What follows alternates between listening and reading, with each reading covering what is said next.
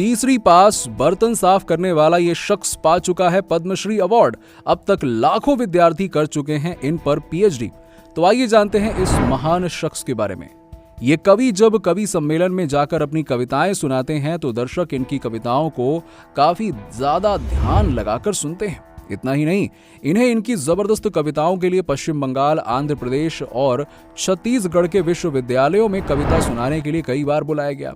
नाग ने अपनी जिंदगी में लगभग 20 काव्य और कई सारी कविताओं की रचना की। उनकी कविताओं का पहला संग्रह ग्रंथावली एक कटक के फ्रेंड पब्लिशर द्वारा प्रकाशित किया गया। वहीं आपको बता दें कि अब ग्रंथावली 2 उड़ीसा की संभलकर यूनिवर्सिटी द्वारा लेकर आया जा रहा है।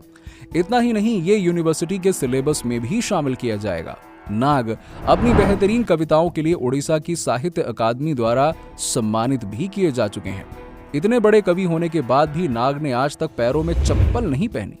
इसके साथ ही वो केवल बनियान और धोती पहनते हैं और उनका कहना है कि इन कपड़ों में वो ज्यादा अच्छा महसूस करते हैं। जानकारी के लिए आप सभी लोगों को बता दें कि हलधर का जन्म 1950 में उड़ीसा के एक छोटे से गांव के एक गरीब परिवार में हुआ। उनकी उम्र महज 10 वर्ष की थी, तभी उनके पिता का निधन हो गया और पिता के चले जाने के बाद हलधर का असली संघर्ष शुरू हुआ। तब उन्होंने घर की परिस्थितियां ठीक ना होने के कारण स्कूल छोड़ मिठाई की एक दुकान में बर्तन धोने का काम करना पड़ा, जिसके 2 साल बाद गांव के सरपंच ने हलधर को गांव के स्कूल में खाना खिलाने के लिए नियुक्त किया। इस महान कवि ने 16 वर्ष तक यहीं पर काम किया और जब उनको पता चला कि गांव में बहुत सारे स्कूल खुल गए हैं तो उन्होंने गांव में स्टेशनरी और मिठाई की छोटी सी दुकान खोलने के लिए बैंक को कॉल किया और 1000 रुपए का लोन मांगा। गौरतलब है कि साल 1990 में महान कवि ने अपनी पहली कविता धो धो बार गाजी रचना की और इस कविता को एक था या पत्रिका द्वारा छापा गया।